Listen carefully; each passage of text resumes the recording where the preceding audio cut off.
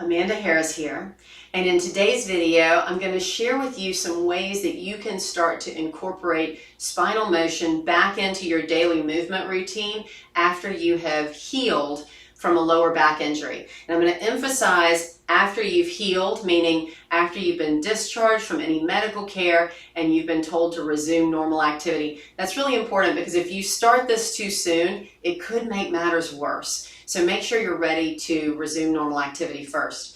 Now, the reason that you're going to move differently in your spine after a back injury is that in most cases, when you've had a lower back injury of pretty much any type, you now have some instability back there.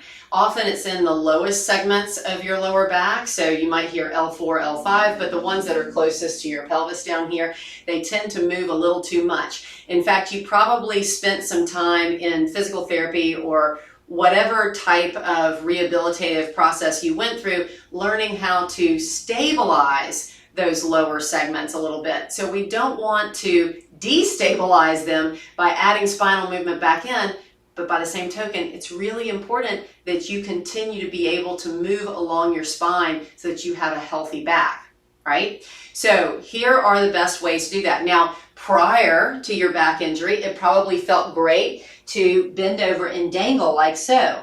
But now that could be very risky for you. You could bend too much at some of those vulnerable places. It could also create too much stretch in your lower back and create a little bit of spasm or even strain some of the ligaments back there now that you've been healing from your injury. So not a great option anymore. A better option would be to go into something like child's pose in yoga, where you go into kind of a long uniform forward bend, and you can see that my trunk is supported by my knees. So this is actually quite safe for my lower back.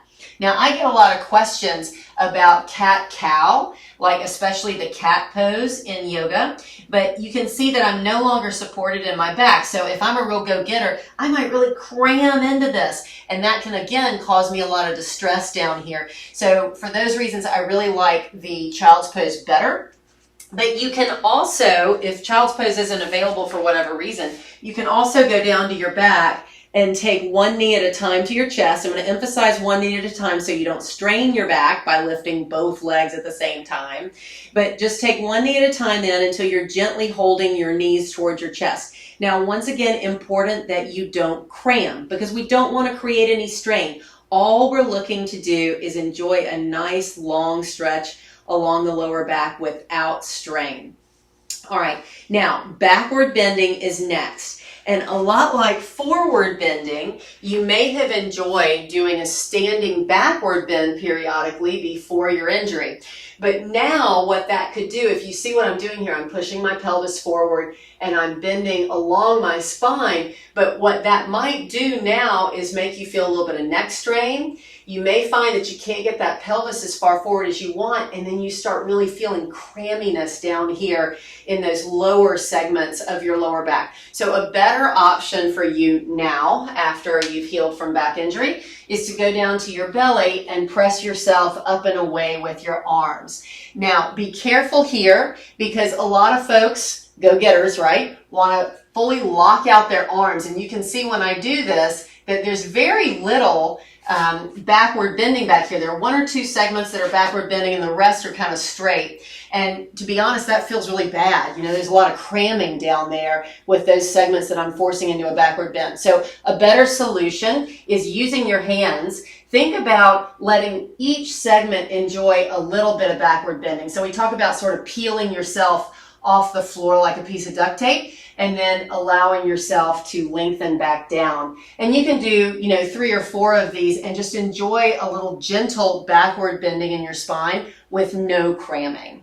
All right, now the last spinal movement I want to go over is rotation. And that's going to be a little different too. But before we go into rotation, I just want to remind you that if you like this video, if you find it helpful, please share it with friends and family members who you think would benefit from it. And also, if you want more information about how you can build back healthy movement patterns after you've had a back injury or you've had some back pain, then check out the link below for my lower back masterclass.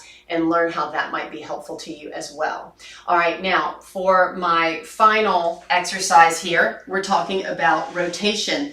Now, whereas before your back injury, I'll show you this too. Before your back injury, you probably enjoyed something like having your arms out and taking your legs over to one side and then the other side, and that was perfectly safe back then. Now we have to be a little bit more cautious about creating rotation along your lower back, because once again, you may have some instability back there, and we don't want to provoke more pain and more injury.